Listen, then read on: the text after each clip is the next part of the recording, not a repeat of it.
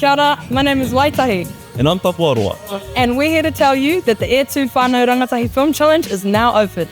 This is your chance to tell a story that matters to you, your whānau, your friends, your hapori, and your rohe. Your kiriata can be funny, powerful, personal, or weirdly unexpected.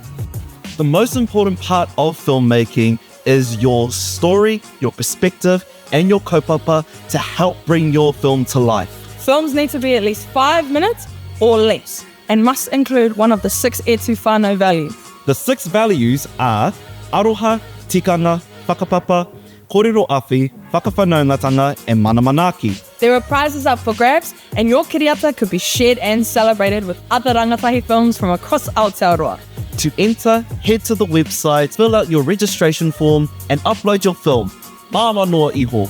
Keep an eye out, E Tū Whānau filmmaking workshops are going across Aotearoa, so we could be coming to your rohe soon. So tell your mates, grab a phone, and start telling your story through the art of rangatahi filmmaking. Tukuna mai o koutou kiriata e te whānau!